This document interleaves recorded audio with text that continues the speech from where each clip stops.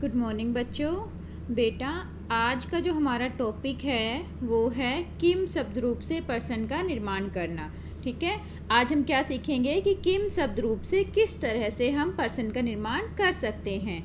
सबसे पहले बेटा इसमें हमें ना किम शब्द रूप आना चाहिए अच्छी तरह से। आपको किम शब्द रूप जब आ जाएगा ना बच्चा, तो आप पर्सन का निर्माण भी करना सीख जाओगे। तो आज मैं आप लोगों को समझाती हूँ कि किम शब्द रूप। ठीक है, किम के बेटा तीनों ही लिंगों को आपको नॉलेज होनी चाहिए, पुल्लिंग भी, स्त्रीलिंग भी और नपुंसक लिंग भी, क्योंकि पर्सन के निर्माण में बेटा किम शब्द रूप बहुत महत्वपूर्ण होता है। तो अब हम स्टार्ट करते हैं बच्चा। सबसे पहले देखो मैंने इधर क्या लिखा है। इधर मैंने लिखा है बेटा विभक्ति। विभक्ति प्रथमा, द्वितीया, तृतीया, चतुर्थी, पंचमी, षष्ठी और सप्तमी। ठीक है, जो ये हैं बेटा सर्वनाम शब्द रूप होते हैं। तो सर्वनाम शब्द रूप जो होते हैं उनमें सप्तमी तक ही विभक्ति होती है। ठीक है, जितने भी सर्वनाम शब्द रूप होते हैं ना बेटा, उनमें सप्तमी तक ही विभक्ति होती है, जैसे अस्मद, युष्मद, किम। ठीक है, तो ये जो है बेटा तत्, एतत्, इन सब में सप्तमी तक ही हमारा विभक्ति होती है। अब विभक्ति चिन्ह के बारे में बात कर लेते हैं, जो आपने कारक में पढ़ा हुआ है, पहले से ही आपको इसके बारे में पता है। कर्ता ने, उसमें प्रथमा विभक्ति का प्रयोग होता है। करम को में द्वितीय विभक्ति का प्रयोग होता है। करण से में तृतीय विभक्ति का प्रयोग होता है। संप्रदान के लिए इसमें बेटा चतुर्थी विभक्ति का प्रयोग होता है। आपादान से अलग, आपादान का मतलब क्या होता है? से अलग, से जुदा होना। किसी भी चीज़ से जब हम जुदा होते हैं, अलग होते हैं, तो उसमें आपादान होता है। ठीक है, तो वहाँ पे हम पंचमी विभक्ति का प्रयोग करेंगे। और संबंध काके की रारेरी में षष्ठी विभक्ति का प्रयोग होगा। और बेटा सप्तमी विभक्ति का प्रयोग होगा अधिकरण में पर। ठीक है, अधिकरण में पर में सप्तमी विभक्ति का प्रयोग होगा। अब हम स्टार्ट कर रहे हैं बेटा। देखो, एक वचन, द्विवचन, बहुवचन आपको कैसे याद करना है। कहा को के, कम को कान, केन का भ्याम कहे, कसमई का भ्याम के भय, कसमत का भ्याम के भय, कश्य कयो के साम, कस्मिन कयो के सु। इस तरह से बेटा हम इसका उच्चारण करेंगे और ये हम लर्न करेंगे कि प्रथमा जो विभक्ति है उसमें कौन सा आता है। कहा कऊ के, द्वितीय विभक्ति में कम को कान, तृतीय विभक्ति में केन का भ्याम कहे, चतुर्थी विभक्ति में कस्मे का भ्याम के भय और पंचमी विभक्ति में कस्मात का भ्याम के भय, षष्ठी विभक्ति में कश्य कयो केशाम, सप्तमी विभक्ति में कस्मिन कयो केशु। ठीक है, जब हमें ये लर्न हो जाएगा ना बेटा, तो हम अच्छी तरह से क्या करेंगे, पर्सन का निर्माण कर पाएंगे। तो अब हम अपना स्टार्ट करते हैं कि हम किससे पर्सन का निर्माण करेंगे। सबसे पहले बेटा आपको ध्यान रखना है कि हमारा कर्ता क्या है और हमारी क्रिया क्या है। ठीक है, क्रिया को ही धातु बोलते हैं बेटा। जो पठ धातु है ना, जितनी भी धातुएं होती है वो हमारी क्रिया होती हैं। पढ़ना, लिखना, सोना, ठीक है, ये सारी हमारी क्रियाएं हैं। पूछना, रहना। ठीक है बच्चा, तो अब हम क्या करेंगे। देखो, अब सिंपल सा पहला सेंटेंस लिया है मैंने, छात्राः पठन्ति। ठीक है, छात्राः पठन्ति। यहाँ पे मैंने छात्र है नहीं लिया हुआ है, ना छात्रऊ है, ना इस यहाँ पे क्या है, छात्रा, अर्थात बहुवचन है। बहुवचन होने के कारण यहाँ पे जो हमने धातु लगाई है वो भी हमारी जो क्रिया है वो भी क्या है, बहुवचन की है। ठीक है, छात्रः हमारा क्या था, बहुवचन है, तो क्रिया भी हमारी बहुवचन की है। अब हम देखेंगे कि जो छात्रः है वो बहुवचन है, तो हमारा किम शब्द रूप में बहुवचन में क्या लिखा हुआ है। एक वचन के लिए कहा है, द्विवचन के लिए को और बहुवचन के लिए के। ठीक है, तो हम यहाँ पे क्या पुटअप कर देंगे, अपना के। हमारा पर्सन निर्माण क्या आएगा, के। एक बात और हमेशा ध्यान रखनी है बच्चा कि जब भी हम पर्सन का निर्माण करेंगे तो उसके बाद क्वेश्चन मार्क जरूर लगाना है। ठीक है, पर्सन का निर्माण करते टाइम क्वेश्चन मार्क जरूर लगाना है, अदरवाइज आपके नंबर कट जाएंगे। तो हमें क्या लिखना है, के पठन्ति। ठीक है, अगर हम ऐसे क्वेश्चन करेंगे के पठन्ति, कौन पढ़ते हैं, तो आप आंसर क्या दोगे, छात्राः पठन्ति, बच्चे पढ़ते हैं, बहुत सारे जो छात्र हैं वो पढ़ते हैं। इस तरह से सेकंड है, देखो बेटा, अध्यापिका छात्रान पृच्छति, अध्यापिका छात्रों से पूछती है। ठीक है, अध्यापिका छात्रान पृच्छति, अध्यापिका छात्रों से पूछती है ना, बहुत सारे छात्र हैं। देखो अध्यापिका एक वचन है बेटा, तो पृच्छति जो है हमारे पास क्रिया है वो भी एक वचन में होगी। अध्यापिका एक वचन है, पृच्छति जो हमारी क्रिया है वो भी एक वचन में होगी। लेकिन यहाँ छात्रान बहुवचन के हैं, तो हमारा द्वितीय विभक्ति में देखो आपने ध्यान दिया हो तो बेटा बहुवचन में क्या लिखा हुआ है, कान। तो यहाँ पे क्या आ जाएगा, अध्यापिका कान पृच्छति। ओके, नेक्स्ट है हमारा उद्यानम वृक्षः सुंदरम अस्ति। उद्यान में जो पेड़ हैं बहुत सुंदर हैं। अब एक पेड़ तो होता नहीं है उद्यान में, बगीचे में बहुत सारे होते हैं, तो हमारे पास क्या आ जाएगा, केहे। ठीक है, तृतीय बहुवचन में क्या है, केहे।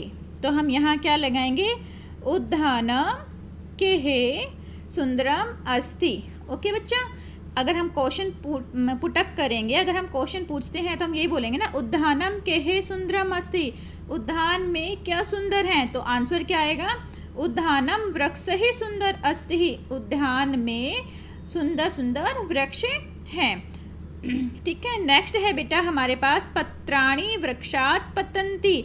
अब देखो बेटा पत्राणि बहुत सारे पत्र होते हैं ना, पत्ते, पत्राणि मतलब यहाँ पे बेटा पत्ते को बोलते हैं, पत्र का मतलब होता है पत्ते, तो बहुत सारे पत्ते होते हैं, तो पत्ते गिरते हैं, इसलिए जो हमारी क्रिया है पतन्ति वो भी बहुवचन की है। पत्राणि पतन्ति होता है, लेकिन कहाँ से गिर रहे हैं, वृक्ष से गिर रहे हैं। अब ये वृक्ष से गिर रहे हैं तो वृक्ष से क्या हो रहे हैं बेटा, जुदा हो रहे हैं। हमने अभी बताया था जो अलग होता है, जुदा होता है, उसमें हम कौन सी विभक्ति का प्रयोग करेंगे, अलग होने के सेंस में पंचमी विभक्ति का प्रयोग करेंगे। तो यहाँ पे क्या लगाएंगे, कस्मात। ठीक है, पत्राणि कस्मात पतन्ति, पत्ते तो बहुत सारे होते हैं, ठीक है, लेकिन वृक्ष तो एक ही होता है ना, इसलिए हमने एक वचन वाला कस्मात लगाया बच्चा। पत्ते बहुत सारे हैं उसके अनुसार हमने क्रिया लगा दी पत्राणि पतन्ति, लेकिन जो हमारा वृक्ष है वो तो एक है ना बेटा, तो हमने एक वचन के हिसाब से इसमें जुदा होने के फॉर्म में क्या लगा दिया, कस्मात। तो हमने यहाँ क्या लिख दिया बेटा, कस्मात। ऐसे ही भारतम ऋषिणाम देशः, जो भारत है वो ऋषियों का देश है, बहुत सारे ऋषियों का देश है, कोई एक ऋषि तो होंगे नहीं। तो अब यहाँ पे क्या आ जाएगा बेटा, केशाम। भारत का संबंध किससे है, संबंध में का के की रा रे री होता है ना बेटा, तो भारत का जो संबंध है वो किससे है, ऋषियों से है। और हमारा जो षष्ठी विभक्ति है उसके हिसाब से बहुवचन क्या बनेगा, केशाम। नेक्स्ट है वृक्षेषु फलानि सन्ति। ठीक है, वृक्षेषु फलानि सन्ति, जो वृक्ष हैं वो हमें फल देते हैं। तो यहाँ पे सभी वृक्ष के बारे में बात की गई है ना बेटा, सभी तो वृक्ष फल देते हैं, तो हमारे यहाँ पे क्या आ जाएगा, केशु। ओके बेटा, यहाँ पे हम क्या लिखेंगे, केशु। आप लोगों ने बेटा एक बात नोट की होगी, देखो अब देखो थोड़ा सा ध्यान, अगर मैं आपको कीवर्ड बताऊं कि कीवर्ड से कैसे निकालना है हमें किम शब्द रूप से, तो देखो यहाँ पे क्या आ रहा था लास्ट में, आन। ठीक है, साउंड किसकी आ रही है, आन, तो हम चले जाएंगे कान पे। ओके, यहाँ पे कही, वृक्ष ही की साउंड आ रही है, तो हम कहाँ चले गए, कहीं पे। इसमें साउंड किसकी आ रही है, आत। ठीक है, तो इससे मिलता जुलता क्या हो गया, कस्मात। ऐसे ही यहाँ पे ऋषिणाम, तो इससे मिलता जुलता ऋषिणाम, तो हमारे पास क्या हो जाए, केशाम। वृक्षेषु केशु। ठीक है, तो हम यहाँ पे क्या लिखेंगे, केशु। इस तरह से बेटा हमने ये कर लिए हैं, और आगे एग्जाम्पल मैं आपको बताती हूँ कैसे क्या हमें करना है। नेक्स्ट है हमारे पास बेटा जनाः सर्वकाराय, जो लोग हैं वो सरकार के लिए। ठीक है, अब हाँ सरकार के लिए कर रहे हैं ना, तो कौन सी विभक्ति का प्रयोग करेंगे, चतुर्थी विभक्ति का। चतुर्थी विभक्ति होता है ना, के लिए। जनाः सर्वकाराय देशस्य विकासार्थं धनं ददति, जो लोग हैं वो सरकार को देश के विकास के लिए धन देते हैं। तो यहाँ पे सर्वकाराय की जगह हम क्या लिखेंगे, कस्मै। जनाः कस्मै देशस्य विकासार्थाय धनं ददति, जो लोग हैं वो किसके लिए, किसको देश के विकास के लिए धन देते हैं, सरकार को। आंसर हमारा क्या आ जाएगा, सरकार को। नेक्स्ट है संस्कृत, देखो बेटा चतुर्थी विभक्ति है ना, सरकाराय, तो हमने कस्मै ही प्रयोग किया है। नेक्स्ट ऐसे ही है संस्कृत में संगणकस्य कृतेः सर्वोत्तमः भाषा, संस्कृत में कंप्यूटर को सर्वोत्तम भाषा माना गया है। तो संस्कृत में कस्य, ठीक है, इसमें कीवर्ड देखो पीछे कस्य दिखाई भी दे रहा है, तो हमारा भी यहाँ पे कस्य आ जाएगा, षष्ठी विभक्ति। संस्कृत में कश्चः कृतिः सर्वोत्तमः भाषा। क्वेश्चन मार्क लगाना मत भूलना बच्चा, हमेशा क्वेश्चन मार्क जरूर लगाना, ठीक है।